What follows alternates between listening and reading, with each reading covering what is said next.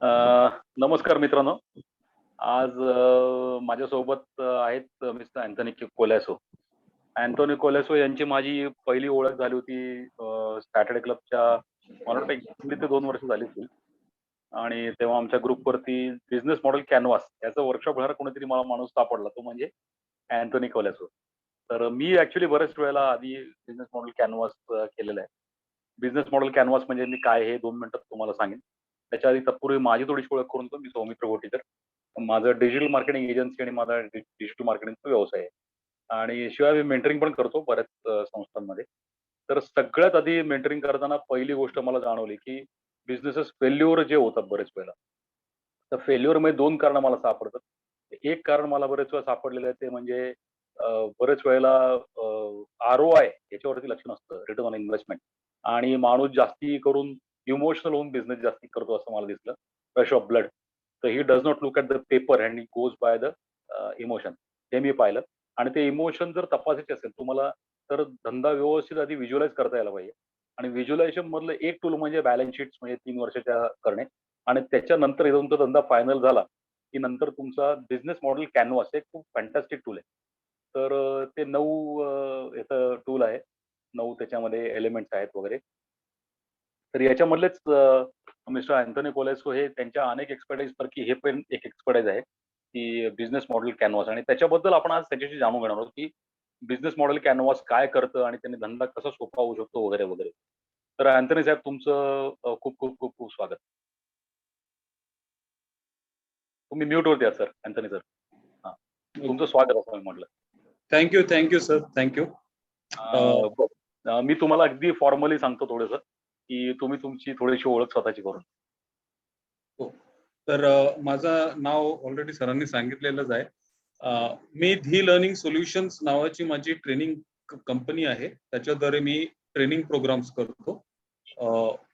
जवळपास गेली 22 वर्षांचा अनुभव आहे आणि NSC, सोनी, HDFC रिअल्टी अशा काही कंपनींबरोबर मी ट्रेनिंग प्रोग्राम्स केलेले आहेत आणि सध्या माझा फोकस जो आहे तो small and medium size enterprises त्यांच्यासाठी मी विविध प्रकारचे ट्रेनिंग प्रोग्राम्स करत असतो.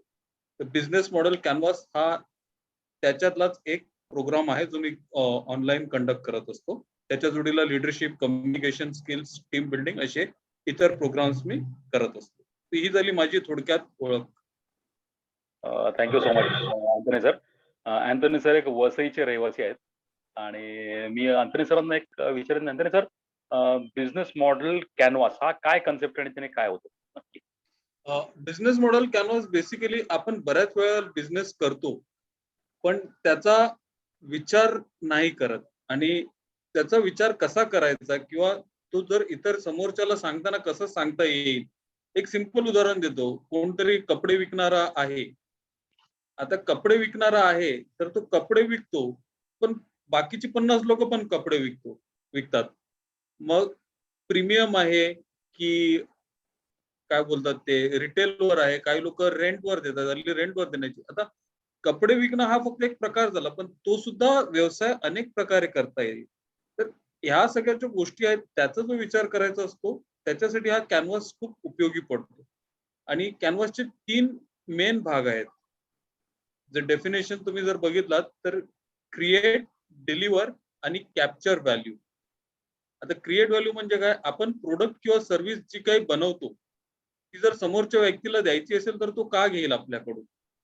तर त्याच्यामध्ये काहीतरी वेगळं किंवा काहीतरी व्हॅल्यू त्याला दिसेल, तेव्हाच तो ती वस्तू किंवा ती सेवा घेण्याचा विचार करेल.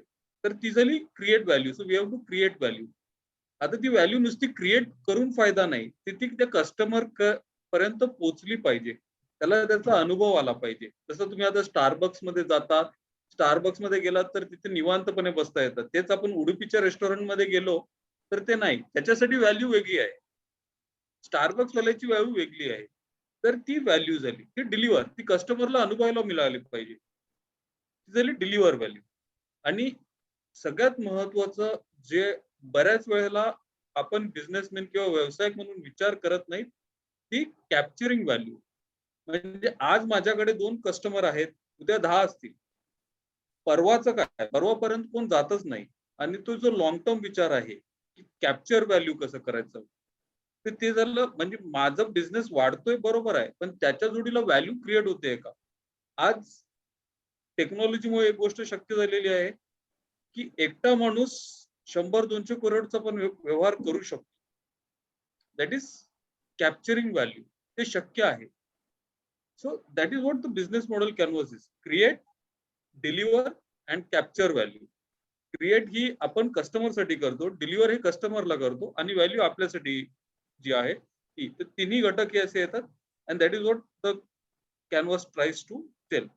आता हे कसं करायचं त्याच्यासाठी 9 बिल्डिंग ब्लॉक्स सांगितलेले आहेत आपल्याला. सो अच्छा. म्हणजे तुम्हाला असं म्हणायचं का कॅनव्हास हे घेतलं याच्याकरता ते अक्षरशः एकाच कागदावरती like a canvas you can हो. Draw the whole picture of business model. Yes, yes, yes, yes. Canvas जसं चित्रकार जसं चित्रात रंग भरतो आणि एक समोर कॅनव्हास धरतो आणि त्याच्यावरती तो वेगवेगळ्या प्रकारचे रेषा मारतो. हां. Business model canvas is also like that. क्या बात है! क्या चित्राची बात. चित्रकृती जी आहे तसंच आहे ते. आणि ते वेगवेगळे जे 9 एलिमेंट्स आहेत ते वेगवेगळ्या रेषा किंवा वेगवेगळे भाग ना जो चित्रकार तो दाखवतो त्याला. That is what the canvas is like. वाह, वाह, वाह! तर काय असतील ते कसं आणि कसं कसं करता येतं एखाद्या वेगवेगळ्या कारण मी स्वतः वापरलेलं आहे भरपूर. पण तुमच्याकडनं एकदा शिकलेलो आहे मी स्वतः. तर मी तुम्हाला एक रिक्वेस्ट करेन, की कसं चालतं हे आणि 9 बिझनेस ब्लॉक्स कुठले आहेत?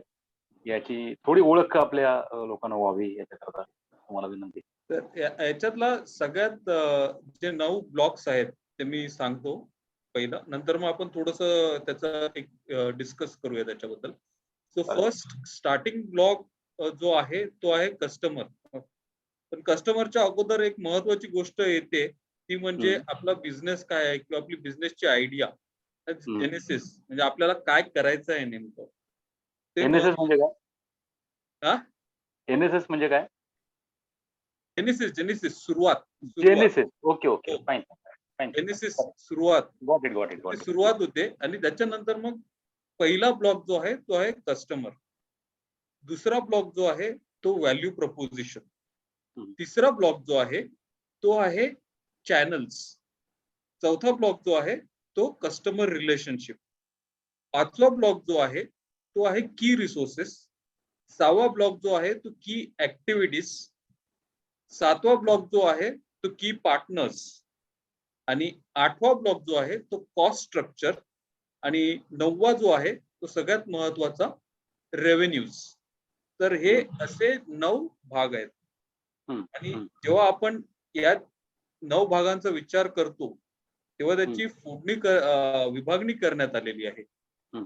की पार्टनर्स, की की ऍक्टिव्हिटीज आणि की रिसोर्सेस हे आपण व्हॅल्यू क्रिएट करण्यासाठी वापरतो. Value preposition, channels, customer relationship जे आहे ते आपण व्हॅल्यू डिलिव्हर करण्यासाठी वापरतो. आणि कॉस्ट स्ट्रक्चर आणि कॉस्ट जो रेव्हेन्यू आहे ह्या 2 गोष्टी आपण व्हॅल्यू कॅप्चर करण्यासाठी वापरतो. तर त्याची विभागणी किंवा मांडणी जी आहे ती अशा प्रकारे आणि जसं तुम्ही सांगितलं कॅनव्हासवर त्या एकाच पानावर आपण ठेवून या सगळ्या गोष्टी एकाच वेळेला बघू शकतो. So these are the 9 building blocks. बरं. म्हणजे एखाद्या व्यवसायाने एकदा मॉडेल समजा बऱ्याच वेळा मॉडेल्स असतात धंद्याची नाही का? जसं आम्ही पाण्याच्या बिझनेसमध्ये म्हणतो बऱ्याच वेळा किंवा इव्हन डिजिटल मार्केटिंगमध्ये सुद्धा डिजिटल मार्केटिंगचं सुद्धा एक मॉडेल ठरवायचं असतं. बरोबर ना? तर digital marketing is one of the channel. Okay. I can agree with that. Yes, एक येस. मार्केटिंग चॅनल झाला. परंतु एखादा समजा आपण एक साधा विचार केला, की एक कार सर्व्हिस स्टेशन आहे, असा आपण विचार केला. तर त्याच्यासाठी हे कसं वापरलं जाईल? काही सांगू शकता थोडक्यात अगदी? थोडक्यात? कार सर्व्हिससाठी तुम्हाला पहिली गोष्ट सगळ्यात महत्त्वाची म्हणजे ठरवावं लागेल, माझा कस्टमर कोण आहे? कारण मी जसं सांगितलं कपडे विक्रेत्याचं उदाहरण दिलं.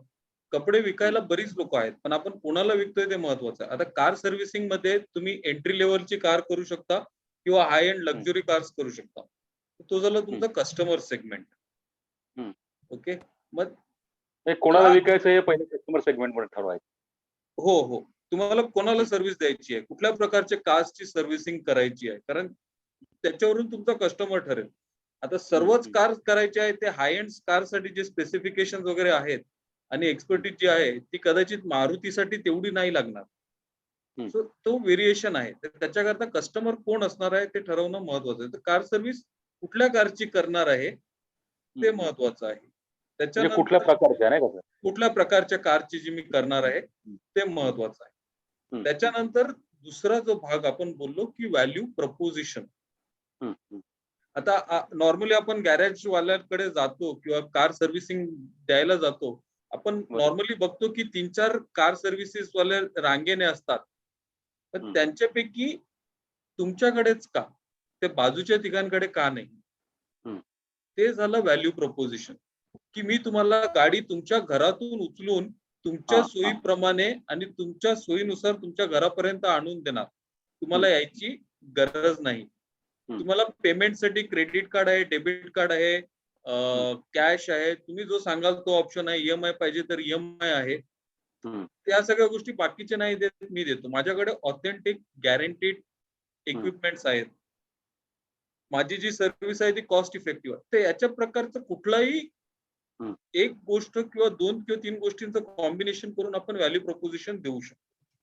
म्हणजे व्हॅल्यू हे थोडक्यात how you are different from the same people in the same yes असं होऊ शकेल ना? ओके. तुम्ही इतरांपासून कसे डिफरंट आहात त्याच्यावरती ही व्हॅल्यू डिपेंड करते. हा झाला दुसरा ब्लॉक, म्हणजे पहिला सेगमेंट दुसरा ब्लॉक. आता तिसरा ब्लॉक जो आहे, तुमच्याकडे व्हॅल्यू आहे, तुम्ही काहीतरी वेगळं देत आहेत, ते त्या कस्टमरला माहिती कसं पडणार? आपण मागे फनल विषयी बोलत होतो, सेल्स फनेल. तर अवेअरनेस असणं गरजेचं आहे. चॅनल्स ना, कुठल्या प्रकारे आपण पोहोचतो?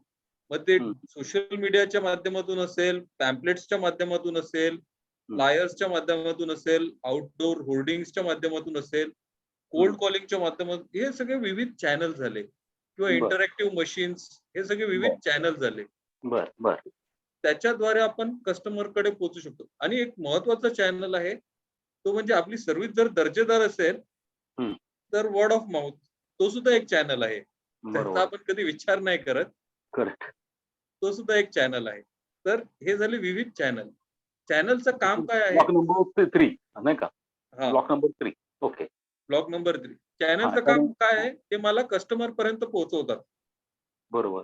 That is important. Value preposition आणि मला कस्टमर पर्यंत पोहोचवायचं काम चॅनल्स करतात. ते झालं ब्लॉक. माझी जी काही व्हॅल्यू ती पण कस्टमर पर्यंत पोहोचायला पाहिजे. Yes yes yes. Okay. Okay.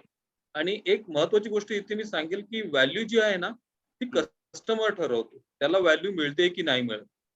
आपण कितीही चांगली सर्व्हिस दिली पण त्याला ती आवडली नाही, तर मग आपण व्हॅल्यू क्रिएट करू शकत नाही. त्याच्याकरता कस्टमरची काय नीड आहे किंवा गरज आहे ते समजून घेणं खूप गरजेचं आहे. तर value creation lies in the hands of customers. त्याला जर पटलं व्हॅल्यू आहे, कारण एक सिंपल उदाहरण, झोलो किंवा दुसरा कुठला आपला मायक्रोमॅक्स जो आहे, मायक्रोमॅक्सच्या फोनसाठी 1 लाख रुपये नाही देणार. पण ऍपल किंवा सॅमसंगचे जे फोन आहेत त्यांच्यासाठी कस्टमर 1 लाख काय 1.5 लाख रुपयापर्यंत मोजायला तयार आहे. बरोबर. त्याला त्याच्यामध्ये व्हॅल्यू दिसते म्हणून. तर तसं आहे. आणि कार्स मध्ये झालं तर तुम्ही सर्व्हिसिंग मारुती किंवा मर्सिडीज, त्याच्यामध्ये ते फरक आहे. बरोबर. कशा प्रकारचा आहे. चौथा जो ब्लॉक आहे तो आहे कस्टमर रिलेशनशिप. म्हणजे कस्टमर आला, मी कस्टमर पर्यंत पोहोचलो, मग कस्टमरने माझ्याकडे का राहावं? That is customer relationship. मी त्याच्यासाठी एक इंडिव्हिज्युअल ना की अकाउंट मॅनेजर सारखा कन्सेप्ट ना, म्हणजे तो खूप मोठा कस्टमर आहे, मर्सिडीज देतो, रोल्स रॉयस देतो, मला 1.5 लाखाचा बिझनेस देतो दर वर्षाला. त्याची काळजी घ्यायला पाहिजे. मग मी 1.5 लाखातले 10,000 देऊन एक माणूस त्याला डेडिकेटेडली देणं अफोर्ड करू शकतो. So customer relationship. मग मी सिंगल की अकाउंट मॅनेजर ठेवतोय किंवा त्याची व्हॅल्यू डिटरमाइन करतोय. त्याला काहीतरी काय बोलतात ते आपले, सर तुम्ही आहात का? हो आहे सर. अच्छा. ओके. तर एक झालं, त्याला मी की अकाउंट मॅनेजर देतो. दुसरं आहे त्याची जी नेट वर्थ किंवा नेट व्हॅल्यू आहे ती किती आहे. ती असेस करून मी त्याला त्या प्रकारे कस्टमाइज सर्व्हिस देण्याचा प्रयत्न करतो किंवा त्याची सर्व्हिस क्वालिटी अपग्रेड करण्याचा प्रयत्न करतो. सर तुम्ही माझ्याकडे सर्व्हिसिंग करता, 10 सर्व्हिसिंग करता, तर त्याच्यातली मी एक तुम्हाला फ्री देतो. हे सगळे झाले कस्टमर रिलेशनशिप. त्याच्यामध्ये तुम्ही सॉफ्टवेअर यूज करून कस्टमरची व्हॅल्यू किती आहे, तो किती वेळा तुमच्याकडून गाडी सर्व्हिसिंग करून घेतो. मग तुम्ही ट्रॅक करून कदाचित तुम्ही कस्टमरला स्वतःहून सांगू शकतात, सर मागची सर्व्हिसिंग तुमची झालेली 3 महिन्या अगोदर सर्व्हिसिंग ड्यू आहे, गाडी कधी घ्यायला येऊ ते सांगा मला. अच्छा. कस्टमरने सांगायच्या अगोदरच तुम्ही कस्टमरला सांगताय. That is also personalised customer relationship. म्हणजे कस्टमर इज हॅपी की हो मला चिंता नाही, पण हा माझी सर्व्हिस करतोय, तो स्वतःहून समोरून येऊन सांगणार आणि काय असेल नसेल ते तो हे करणार. गाडीचं कसं काय आहे, एक ऑडिट चेक. जर तुम्ही रेग्युलर कस्टमर आहात, तुम्हाला फ्री ऑडिट गाडीचं किंवा तुम्हाला यावेळेस इन्शुरन्स आमच्यातर्फे, कारण तुम्ही एवढा बिझनेस देता आम्हाला. These are multiple ways in which you can build the customer relationship. आणि ते जेवढं ट्रॅकिंग होईल रिलेशनशिप ते महत्वाचं आहे. ओके. कारण त्याच्यातने संबंध दृढ होणार. हे झालं 4th block, that is customer relationship. So ह्या सगळ्या ज्या गोष्टी आहेत, value proposition, channels, customer relationship आणि कस्टमर, हे झाले डिलिव्हर व्हॅल्यू. इथे व्हॅल्यू डिलिव्हर होते. या गोष्टी ज्या आहेत त्या आपल्याला व्हॅल्यू डिलिव्हर करायला मदत करतात. बर. ओके, हे झाले पहिले 4 ब्लॉक्स. आता जे व्हॅल्यू क्रिएट करायला, आता हे सगळं आपण करणार कसं, तर क्रिएट व्हॅल्यू. तर त्याच्यासाठी येतो आपला पहिला की ऍक्टिव्हिटीज. आता मी जो बिझनेस करतोय, कार सर्व्हिसिंगचा माझा बिझनेस आहे, तर माझ्यासाठी की ऍक्टिव्हिटी काय आहे, सर्व्हिसिंग करून देणे, गाडीचा मेंटेनन्स करून देणे, ह्या माझ्यासाठी की ऍक्टिव्हिटीज. Yes yes. त्या जर मी केल्या नाही तर माझा बिझनेस चालणारच नाही. तर ह्या माझ्यासाठी की ऍक्टिव्हिटीज झाल्या. आता तुम्ही उडुपी रेस्टॉरंट मध्ये गेलात, तर उडुपी रेस्टॉरंटसाठी की ऍक्टिव्हिटी काय आहे, कमीत कमीत वेळात त्याने जेवण कसं बनवून द्यावं आणि रुचकर कसं बनवून द्यावं, ती त्याची की ऍक्टिव्हिटी झाली. आणि कस्टमर किती कमी वेळ बसतो, या 3 ऍक्टिव्हिटीज उडुपी रेस्टॉरंटसाठी महत्वाच्या आहेत. बरोबर. Quick service. त्याची रुलिंग नाही चालणार, त्याचं रुलिंग वर चालतं. त्याने क्विकली ते फूड टेबलवर सर्व्ह करणे ही त्याची येस. की ऍक्टिव्हिटी झाली. येस. तर कार सर्व्हिसिंग साठी की ऍक्टिव्हिटीज झाली, मेंटेनन्स करणं, रिपेअर असतील तर ते करणं, गाडीचं प्रॉपर ऑडिट करणं, या सगळ्या त्याच्या की ऍक्टिव्हिटीज झाल्या. आणि की ऍक्टिव्हिटीज असणं, खूप माहिती असणं गरजेचं आहे, कारण त्याच्यावर आपला व्यवसाय उभा राहतो आणि त्याच्यावर आपण ठरवू शकतो की किती चार्ज करायचा आहे, काय चार्ज करायचं आहे. कारण जो आपण कॉस्ट स्ट्रक्चर नंतर बोलणार आहोत, तो माझा की ऍक्टिव्हिटीज वरती येणार आहे की किती ऍक्टिव्हिटीज मी स्वतः करतोय. आणि बऱ्याच वेळा थोडस कार सर्व्हिसिंग मध्ये आउटसोर्स करून काय फायदा नाही. कदाचित तुम्ही कार वॉशिंग, आता मला नाही परवडण्यासारखं, तर मी दुसऱ्याकडून कार वॉशिंग करून घेऊ शकतो. ती माझ्यासाठी कदाचित की ऍक्टिव्हिटी नसेल, पण मी कार वॉशिंग सुद्धा देतोय, तर असू शकते. That person has to decide की काय मेन ऍक्टिव्हिटी असणार आहे माझ्यासाठी. ओके, तर ती या झाल्या की ऍक्टिव्हिटीज. फिफ्थ ब्लॉक नाही का? Yes yes, 5th block. आणि की ऍक्टिव्हिटीज पुन्हा एकदा सांगेन मी, महत्वाचं आहे, कारण याच्यावरती तुमच्या बिझनेसचा पाया उभा राहणार आहे. बरोबर. नंतर येतो की पार्टनर्स. आता की पार्टनर्स कोण? कार सर्व्हिसिंग वाल्यासाठी की पार्टनर्स सगळ्यात महत्वाचं असणार आहे. त्याचे जे मेकॅनिक्स आहेत ते महत्वाचे आहेत. कारण मेकॅनिक एकदम उत्कृष्ट दर्जाचा किंवा गाडी बघून काय प्रॉब्लेम आहे सांगणारा असला, तर ते पुढे बोलण्याची गरजच नाही. आणि एक इथे मला सांगावं असं वाटेल की जे कार सर्व्हिसिंग वाले जे हात बसलेली जी लोक आहेत ना कार सर्व्हिसिंग मध्ये, ते फक्त गाडीचं तुम्ही इंजिन चालू जरी केला ना, तरी ते तुम्हाला 4 गोष्टी सांगतील की सर गाडीमध्ये या प्रॉब्लेम्स आहेत, तुमचा ब्रेक नाही चालत आहे किंवा ऑइलिंग बरोबर नाही किंवा कार्ब्युरेटरचा प्रॉब्लेम आहे. ते तेवढे. मग माझे की पार्टनर्स कोण आहेत? तर एक माझे जे एम्प्लॉईज मेकॅनिक्स आहेत ते, बरोबर. त्याच्यानंतर जे आहेत आपले ओरिजिनल इक्विपमेंट मॅन्युफॅक्चरर ना, म्हणजे जे तुमचे सप्लायर्स आहेत, सप्लाय करतात ते. हा तुम्हाला मटेरियल सप्लाय करतात, मिरर्स किंवा बेल्ट किंवा कन्व्हेअर, तर Correct. ते so this two are going to be the key partners. Hmm, hmm. ते महत्वाचे आहेत, कारण हो, हो. त्यांच्या मदतीने तुमचा बिझनेस पुढे चालणार आहे. तर एखाद्या ऑनलाईन ई कॉमचा बिझनेस असेल ना, तर हा. त्याच्यामध्ये even the internet service providers is also key partner. Yes yes yes, he becomes your key partner, कारण त्याने जर ती केबल नेट सर्व्हिस दिलीच नाही तर तुमचं मग पुढे काम होऊच शकत. अगदी बरोबर. So that is your inevitable people are the key partner, right? Yes yes yes, ते Okay. की पार्टनर्स आहेत. हो. त्याच्या नंतर जो येतो तो येतो आपला की ऍक्टिव्हिटीज झाले, की पार्टनर झाले, की रिसोर्सेस. हम्म. तर रिसोर्सेस म्हणजे काय, तर मला काम करण्यासाठी ज्या काही गोष्टी महत्वाच्या आहेत, म्हणजे रॉ मटेरियल्स किंवा इन्ग्रेडियंट्स वगैरे, ते झाले की रिसोर्सेस. आता कार सर्व्हिसिंग साठी तुमच्याकडे लेटेस्ट टेक्नॉलॉजी किंवा जे आता कार सर्व्हिसिंगला लेटेस्ट टेक्नॉलॉजी जी आहे, मला नाव लक्षात नाही येत आहे, पण बरीच लोक हल्ली खूप लेटेस्ट टेक्नॉलॉजी वापरतायत सर्व्हिसिंग देताना. नंतर आपलं even water is also resource, right? Yes yes, water is also a resource. Water is resource, manpower resources आहेत, ह्युमन रिसोर्सेस आहेत, परत इलेक्ट्रिसिटी पार्टनर्स आणि कंटिन्युअसली. ते याच्यामध्ये पण येतील तुमचे resources, human resources.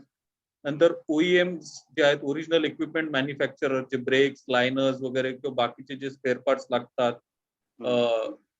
Seat cover असेल कदाचित, किंवा पेंट असेल, गाडीला पेंट करून द्यायचं असेल, डेंट काढण्यासाठी जे मटेरियल लागतं, all those are. Even accident driven cars असेल तर तो हा. क्रेन सर्व्हिस वाला is also yes, become towing partner आहे ना. येस येस येस, है ना? ऑल्सो ते बिकम इव्हन सगळे. इव्हन पार्टनर्स मध्ये पंक्चर वाले हे सुद्धा येऊ शकतात, नाही का? Yes yes, so this are all going to be your key partners and key resources. दोन्ही हे थोडस हँड इन हँड चालणारी गोष्ट आहे. हँड इन हँड चालणारी गोष्ट आहे, म्हणजे जो पार्टनर आहे तो रिसोर्स देणारच तुम्हाला. बरोबर आहे. अगदी तर बरोबर. हे झालं key resources. 7 blocks are, this is 7 block. Yes, हे 7 ब्लॉक झाले. आता हो. हे 3 जे आपण आता डिस्कस केले, की पार्टनर्स, की ऍक्टिव्हिटीज आणि की रिसोर्सेस, हे 3 जे आहेत त्याच्याद्वारे आपण व्हॅल्यू क्रिएट करतो. येस येस, छान छान. कस्टमर साठी आपण ही व्हॅल्यू क्रिएट करतो. ओके. आणि आता येतो आपण शेवटचे आणि महत्वाचे 2 ब्लॉक्स, ते म्हणजे कॉस्ट स्ट्रक्चर आणि रेव्हेन्यू. आता कॉस्ट स्ट्रक्चर जो आहे त्याच्यामध्ये 2 कॉस्ट असतात, फिक्स्ड आणि व्हेरिएबल. तर फिक्स्ड कॉस्ट काय आहे, की कुठलाही व्यवसाय करताना जो खर्च आहे त्याच्या विना हा व्यवसाय चालूच शकत नाही, ते झालं फिक्स्ड कॉस्ट. आणि ते समजून घेणं खूप गरजेचं आहे. बरेच लोक गफलत करतात की नाही मी हे कमी करतो ते कमी करतो. नाही, तसं नाही. म्हणजे एक कार सर्व्हिसिंग करायची झाली तर कदाचित मला मेकॅनिक लागणार तर त्यांचा खर्च येणार, इक्विपमेंट्स लागणार त्याचा खर्च येणार, जागा लागणार मला तर जागेचा खर्च येणार, नंतर मग काही मशिनरी वगैरे टूल्स वगैरे लागतील. या सगळ्या कॉस्ट आहेत. या जर गोष्टी नसतील किंवा याच्यामध्ये मी पैसा नाही टाकला तर मी गॅरेज चालवू नाही शकत. तर तो माझा कॉस्ट आहे. आणि जी माझ्याकडे लोक कामं करतात त्यांचा पगार द्यावा लागेल मला. That is my cost. हे कॉस्ट मला असणारच आहे. आता तुम्ही सोशल मीडिया मार्केटिंगचं जे बोललात किंवा इंटरनेट, तो इंटरनेटचं तुम्हाला बिल भरावाच लागणार आहे. तो कॉस्ट असणार. अल्टरनेट 2-3 वायफाय पण लागतात. एक ते- स्विच ते- ऑन झाला, एक स्विच ऑफ झाला, दुसरा पटकन जसं इन्व्हर्टर इज अ मस्ट, म्हणजे नाहीच चालत शटडाऊन होणं. ते तुम्हाला लागणारच आहे. तुम्हाला ऑफिस लागणारच स्पेस, आहे. कदाचित तुम्ही घरून काम करत असाल किंवा ऑफिस स्पेस, ती लागणारच आहे. हो, लागणार. कॉम्प्युटर किंवा लॅपटॉप किंवा डेस्कटॉप सिस्टम लागणारच आहे. ह्या सगळ्या लागणारच आहे. गोष्टी आहेत. दीज आर होय. Mandatory things. So this fix cost. हम्म. याच्यामध्ये आपण काही तडजोड करू शकत नाही. आणि व्हेरिएबल कॉस्ट आहे, की जी कॉस्ट मी कदाचित कुठे कंट्रोल करू शकतो. एखाद्या वेळी गरजेनुसार मला कमी जास्त वगैरे होऊ शकतं. ती झाली व्हेरिएबल कॉस्ट. आणि ह्या 2 गोष्टी समजणं गरजेचं आहे, कारण याच्या बेसिसवरती आपण प्राइसिंग ठरवू शकतो किंवा मी कुठे क्वालिटी अजून चांगली करू शकतो, कॉस्ट कंट्रोल कुठे करू शकतो, कुठे मी थोडंसं बेंड होऊ शकतो, कुठे मी हं. अजून खेचू शकतो कस्टमरला, ह्या सगळ्या ज्या गोष्टी आहेत ना, त्या आपल्याला इथे समजतात. हं. आणि ज्या माणसाला कॉस्ट समजत नाही, हं. बऱ्याच वेळेला चूक करतात लोकं, की "अरे नाही, ते नंतर होऊन जाईल किंवा नंतर आपण बघून घेऊ." तसं करून चालत नाही. कारण हो ना, बिझनेस एक याच्यातलं उदाहरण म्हणजे सांगायचं तर, आमचे एक कस्टमर आहेत. तर he runs a apparel business. Okay. हं, तो त्यांच्याकडे त्यांनी थोडे मध्ये मी गेलो होतो तेव्हा काही माणसं होती. मग मी त्यांना म्हटलं, "कसं चाललंय वगैरे?" "नाही, सगळ्यांना काढून टाकलं मी" म्हटलं. म्हटलं, "अरे, असं कसं काय काढून टाकलं सगळ्यांना अचानक?" नाही म्हटलं, "काय फडतूस, काय कामं करत नाही, काही नाही." म्हटलं, "हे तू कशावरून जज केलं? एक 3 महिन्याच्या पिरियडमध्ये हाऊ कॅन यू जज that this is wrong, this is right?" So this happens because even while hiring people also there was no plan in place.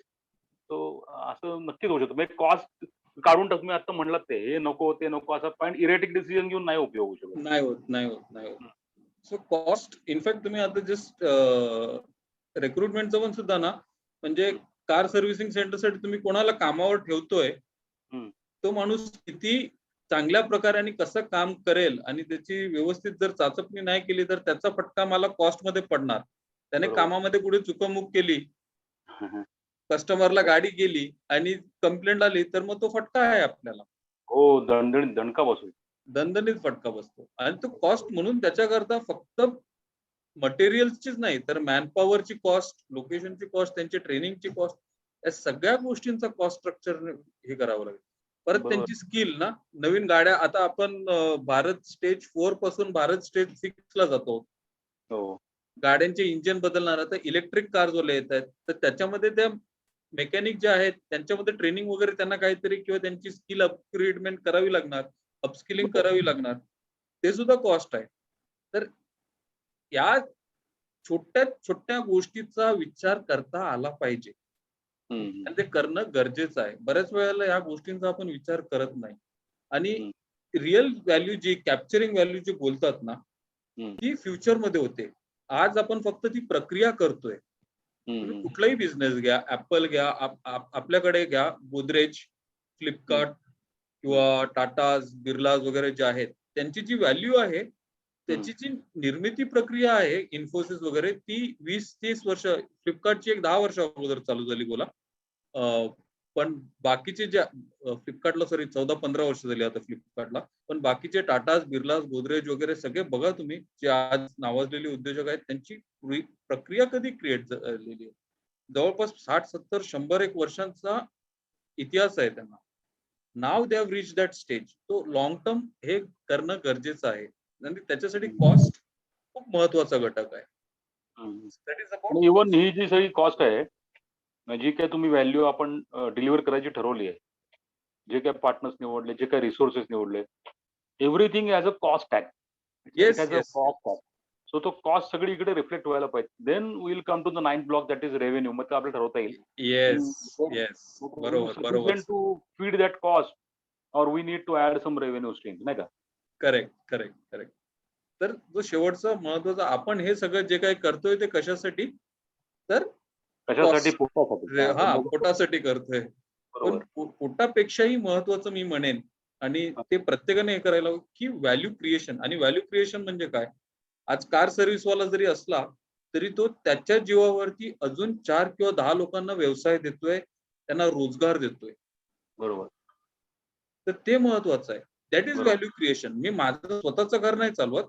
तर मी जो रेव्हेन्यू जनरेट करतोय त्याच्यावर अजून 10 लोकांचा संसार चालतोय, 4 लोकांचा व्यवसाय चालतोय. दॅट हं, इज इम्पोर्टंट. दॅट इज हं, रिअल व्हॅल्यू क्रिएशन. आणि मग हं, त्याच्यासाठी रेव्हेन्यू स्ट्रीम्स काय असले पाहिजे? हं, आता रेव्हेन्यू आपण बऱ्याच प्रकारे करू शकतो. कार सर्व्हिसिंगमध्ये नॉर्मली एक स्टँडर्ड हे आहे, की वर्षाचं पॅकेज मेंटेनन्स आणि रिपेअर्सचं पॅकेज दिलं जातं, की सर 1 साल का ये ले लो. त्याच्यामध्ये तुम्हाला 3 सर्व्हिस किंवा 2 सर्व्हिस फ्री मिळतील आणि एक ते स्टँडर्ड हे असतं त्यांचं. तो झाला एक प्रकार. तर त्याच्या व्यतिरिक्त अजून कुठल्या प्रकारे रेव्हेन्यू जनरेट करू शकतात? काही बरोबर. नवीन ओरिजिनल इक्विपमेंट्स मॅन्युफॅक्चरर जे आहेत त्यांच्याबरोबर टाय अप करून ते ॲड ऑन म्हणून देऊ शकतात. जसं गाडी सर्व्हिसिंगला आली, एखादा माणूस शौकीन आहे म्युझिक ऐकण्याचा, तुम्हाला माहिती आहे कस्टमर, "सर हमारे हं, पास ये नया स्टीरियो आया है, एक बार बजा के तो देखो, इसको ट्राय करो." हं, आप देखो अच्छा लगे तो किंवा गाडीचं कोटिंगचं पर्टिक्युलर असतात, मग ते कोटिंग विषयी सांगतात. These are all different avenues. बरोबर. कदाचित तुम्ही आता कार सर्व्हिसिंग मध्ये किती लोक EMI वगैरे करतायत माहित आहे, आणि किती फिजिबल आहे की नाही ते ठरवायला कॉस्ट समजून घ्यावी लागेल. बट EMI वरती तुम्ही जर करू शकता, किंवा एक फ्री सर्व्हिस प्रीमियम मॉडेल ना, जसे हॉटस्टार वाले करतात किंवा OTT प्लॅटफॉर्म करतात. 2-3 चित्रपट तुम्ही फ्री बघा. बाकीचे जर बघायचे असतील तर तुम्हाला पैसे भरावे लागणार. तर तर तसं क्रॉस काही. सेलिंग पण करतात ना काही काही.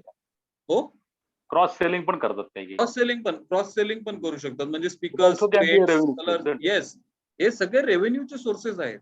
हो, मला हो. गाडीला नवीन कोट चढवून द्यायचा आहे, कोटिंग लावायची आहे, स्पीकर्स सेल करायचे आहेत, किंवा सीट हो. कव्हर्स नवीन आहेत. तुम्ही कस्टमरच्या याच्याप्रमाणे, माइंडसेट प्रमाणे त्याला ते पिच करू शकता. ते ₹500 खर्च करणारा कस्टमर तुमच्याकडे उद्या ₹5,00,000 सुद्धा खर्च करू शकतो. ₹5,000 येस, प्रति. Yes, yes, yes. 50,000. करू शकतो, करू शकतो. हो. पण हां, हां. ह्या गोष्टी पिच करतात का, तो महत्वाचा प्रश्न आहे.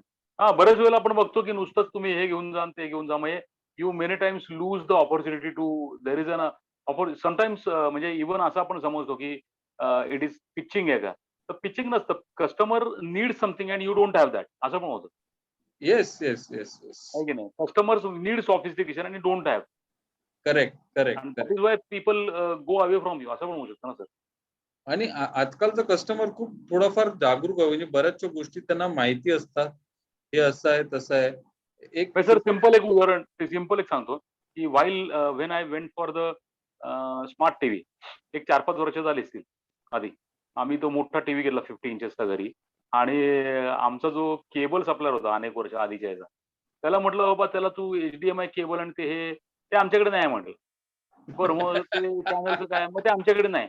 Then there was no option for me but to go for other म्हणजे लाइक DTH वगैरे मी ऑपरेटर ते निवडलं त्यामुळे असं असं. सो बरोबर, that is because the customer needs a sophistication I don't have it.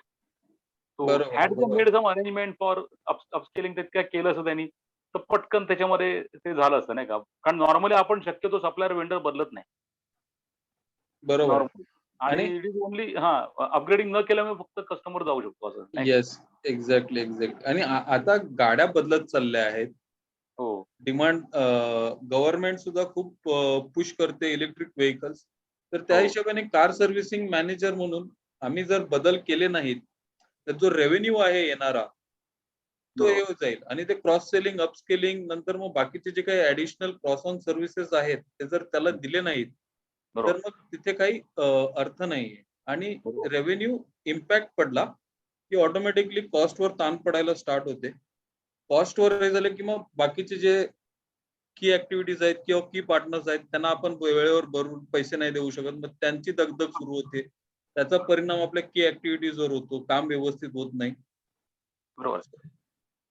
एकमेकांशी कनेक्टेड असे हे 9 ब्लॉक्स आहेत. आणि वाह! कुठल्याही एका ब्लॉकवर सुद्धा आपण दुर्लक्ष केला, हां.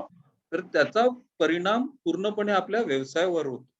पूर्ण म्हणजे ROI वरती असं नाही, लगेच. की मी कस्टमरकडेच लक्ष देणार आणि बाकीच्या गोष्टींकडे निग्लेक्ट करणार नाही. या सगळ्या हां, हां. गोष्टींचा विचार करायला पाहिजे. बरोबर आहे. मी सर याचा Uberचा कॅनव्हास बघितला होता. तर Uberच्या कॅनव्हासमध्ये की पार्टनर्समध्ये even local lobbyist were the key partners. Local lobbyist. अरे सर, तुम्ही गोव्याला तर आहे ना, गोव्याला लॉबी एवढी स्ट्रॉंग आहे, तिथे ओला उबेर नाही चालू देत ते. हां, हां, हां. आणि त्याच्याकरता त्यांच्यासाठी ते की पार्टनर्स खूप महत्वाचं आहे. बरोबर. लॉबिंग करणारी लोक. गोव्याला हो. नाहीये ओला उबेर. गोवेकर तुम्हाला सरळ सांगणार, नो ओला, नो उबेर. हां, हां. तुम्हाला पाहिजे आमच्याकडच्या गाड्या घ्या. बरोबर. ते तसं नाही, आहे. नाही. बरोबर आहे. हे 9 ब्लॉक्स जर आपण मांडले, तर आणि हे प्लस तुमचं of course financial projection. So या निमित्ताने येईलच ते. परंतु या blocks this is a kind of this is not a business plan as such, but this is a business model. म्हणजे याच्यानंतर आपला प्लॅन बनवू शकतो व्यवस्थित. पण येस, प्लॅन येस. बनायच्या आधी मॉडेल तयार होणं आणि ह्या जे ब्लॉक्स आहेत, हे कदाचित तर मला असा अनुभव आहे, मी काही-काही वेळेला जेव्हा मॉडेल चेंज केले, तेव्हा मी हे अनेक वेळा हे कॅनव्हास एक फाडला दुसरा तयार केला, दुसरा फाडला तिसरा तयार केला, तिसरा फाडला चौथा हां. तयार केला. असं झालेलं आहे बरं का माझं. तर नाही, ते तुम्ही बोललात ना सर, खूप महत्वाची गोष्ट. काही गोष्टी इथे मला नमूद कराव्याशा वाटतील, हा. की बिझनेस मॉडेल हा हा. एक व्हिज्युअल टूल आहे, जो हा. तुम्हाला तुमचा बिझनेस कसा आहे आणि इतरांपर्यंत पोहोचवण्यासाठी मदत करतो. तर बिझनेस मॉडेल कॅनव्हास जो आहे, it is not a business plan. जसं तुम्ही बरोबर अगदी सांगितलं, it is not a business plan. हे बिझनेस प्लॅन बनवण्यासाठी उपयुक्त असं टूल आहे. याच्या बेसिसवर तुम्ही बिझनेस प्लॅन बनवू शकता. दुसरी गोष्ट, this is not your strategy. Correct. ही स्ट्रॅटेजी नाहीये. ही स्ट्रॅटेजी कशी असायला पाहिजे, त्याच्यासाठी कुठल्या गोष्टींचा विचार करायला हवा, त्याच्यासाठी पूरक अशी माहिती किंवा तुमची हे आहे, हा फ्लो आहे. Supplementary information. So this This is the support flow. Strategy, this supports business plan. बरोबर. आणि सगळ्यात महत्वाची गोष्ट अजून जी तुम्ही बोललात पुन्हा, की हा. बिझनेस मॉडेल कॅनव्हास हा दगडावरची रेघ नाही. Absolutely. It is not an end in itself. Never. Yes, it has to be. म्हणजे दर वर्षा 2 वर्षाला sit down, go back and keep on relooking. कुठले घटक बदललेले आहेत, काय चेंज करावं लागणार आहे, कस्टमर बदललेला आहे, व्हॅल्यू प्रपोजिशनची अपेक्षा बदललेली आहे, कॉस्ट बदललेली आहे. आज तुम्ही डीमार्टला गेलात तर, म्हणजे मी जातोय खरेदी करायला, जो मी सामान अगोदर 3,000 रुपयात घरी भरायचो, तोच सामान भरायला आज मला 4,500-5,000 रुपये लागतात. कॉस्ट वाढलेली आहे. बरोबर. तुम्ही वॉलमार्ट पासून ते बाकीचे जे आहेत, वॉलमार्टचं उदाहरण दिलं जातं. वॉलमार्ट सुद्धा लॉसमध्ये आहे, कारण कॉस्ट वाढलेले आहेत आणि त्यांच्या मार्जिन्स कमी झालेले आहेत. वॉलमार्ट, टार्गेट जे कन्सिडर टू बी बेंचमार्क्स. त्याच्याकरता दर वर्षात 2 वर्षाला तरी you have to go back to the canvas and check, की कुठले घटक काय बदललेला आहे, काय फरक पडलेला आहे. ते महत्वाचं आहे. तर एक छोटा, म्हणजे कदाचित ओपीसी म्हणतो आपण त्याला, 1 पर्सन कंपनी असं जरी असेल, तरी सुद्धा तो करू शकतो का, आणि तो कसा करू शकेल हे बिझनेस प्लॅन? 1 पर्सन सुद्धा करू शकतो. गुगल सारखी कंपनी सुद्धा वापरते. तो 1 पर्सन साठी सुद्धा, माझा कस्टमर कोण आहे, मी कोणाला देणार सर्व्हिस, मला कोणाशी. आता आपण एक फोटोग्राफर्सचं उदाहरण घेऊया, कारण बरेचसे फोटोग्राफर्स आहेत ना, ते नॉर्मली इंडिपेंडेंटली करतात. पण आता फोटोग्राफर्सला की पार्टनर्स लागणार आहेत. आजकाल ड्रोन फोटोग्राफी आली आहे, 360 डिग्री फोटोग्राफी आली आहे. लग्नाला असे बरेचसे प्रकार होत असतात. आता ते इंडिव्हिज्युअल फोटोग्राफरला करणं शक्य नाही. तर की पार्टनर्स मध्ये कोण बघणार, तर जी लोक अशी सर्व्हिसेस दुसऱ्यांबरोबर जॉईंटली करतात, ते झाले त्याचे की पार्टनर. त्याची की ऍक्टिव्हिटीज फोटोग्राफी आहे, स्टील फोटोग्राफी, प्रोडक्ट फोटोग्राफी, ते झाली. त्याचं कॉस्ट, कॅमेराची जी कॉस्ट आहे किंवा ती रेंटची जी कॉस्ट आहे, तर एक इंडिव्हिज्युअल सुद्धा ही गोष्ट वापरू शकतो. आणि जे मल्टिपल व्यवसाय करणारे आहेत किंवा मोठं फुल फ्लेज आहेत, ते सुद्धा त्या याचे वापरू शकतात हा model. So 1, 10, many, there is no end to it. Anybody and everybody. Anybody and everybody. Yes. Coming to the last question. एखाद्याला जर हे शिकायचं असेल, म्हणजे तुमच्या सर्व्हिसेस कशा कशा आहेत, तुमच्याकडनं मी शिकलेलो आहेच स्वतः, तर तुमच्या सर्व्हिसेस कशा चालतात, की तुम्ही ट्रेनिंग घेता फक्त, का प्लॅन मॉडेल कॅनव्हास करून देता, का कसं करता? व्हॉट आणि how one can avail your services? मी पहिली गोष्ट ट्रेनिंग देतो बिझनेस मॉडेल कॅनव्हास वरती, आणि नॉर्मली दर महिन्याच्या 4थ्या शुक्रवार शनिवार माझा ऑनलाईन सेशन असतो. ते फिक्स आहे माझा. 4th Saturday of Friday Saturday 2 तासाचा ऑनलाईन सेशन असतं बिझनेस मॉडेल कॅनव्हास. ओके. तर ते झालं. येस. त्याच्यामध्ये मी तुम्हाला बिझनेस मॉडेल कॅनव्हास काय आहे आणि तो कसा समजून घ्यायचा ते समजायला मदत करतो.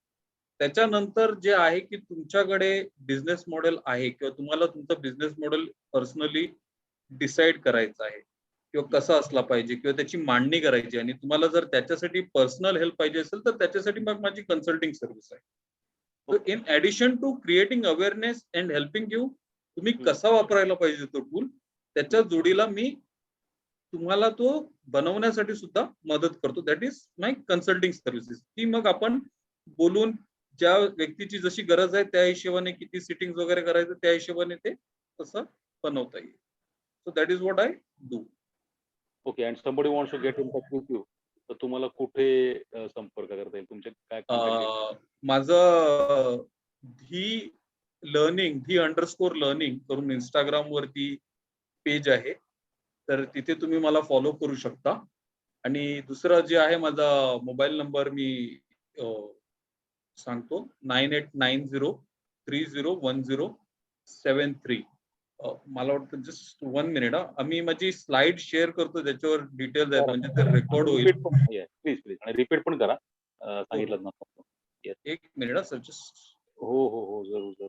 तर मित्रांनो अँथनी सरांची वर्कशॉप त्यांनी सांगितले त्याप्रमाणे Friday, Saturday every 4th Friday. Am I right sir? 4th yes, Friday. Yes, yes. 4th Friday, 4th Saturday 4th Friday, Saturday जो आहे. अतिशय उपयुक्त आहेत आणि नंतर तुम्ही त्यांना प्रश्न जरी विचारत तरी ते त्याची तुम्हाला उत्तर देऊन मदत करतात. बिकॉज माझ्या मते खूप पॅशनेटली आणि त्यांच्याकडे डिटेल्स सुद्धा बऱ्याच कंपन्यांचे असतात तोंडावरती, आकड्यांसकट. तर हा त्यांचा एक मोठा USP मी तुम्हाला सांगू शकेन. अँथनी सरांच्या कंपनीचं नाव आहे धी. धी इज बुद्धी.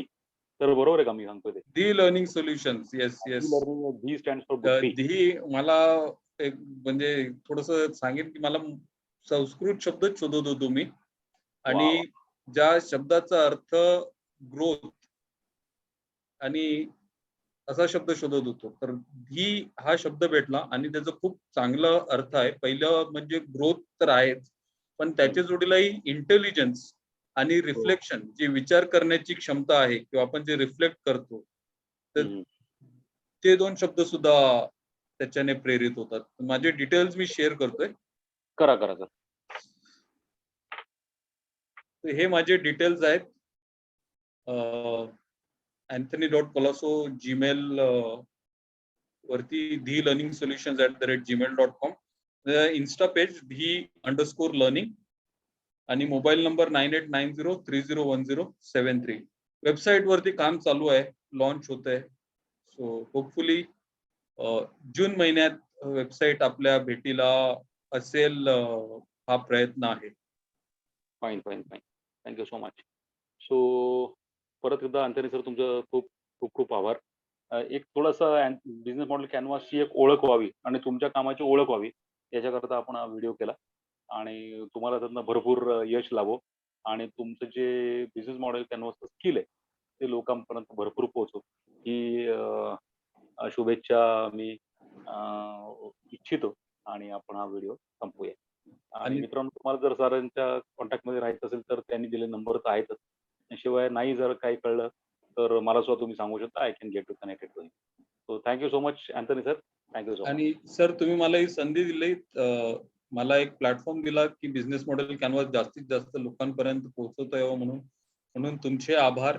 आणि अपेक्षा करतो की तुम्ही अशाच प्रकारे बऱ्याच ज्या गोष्टी आहेत त्या व्यावसायिकांपर्यंत पोहोचवत राहा व त्यांच्या ज्ञानात व त्यांना व्यवसाय करण्यात उपयुक्त अशा ज्या गोष्टी आहेत त्या त्यांच्यापर्यंत पोहोचवत राहाल.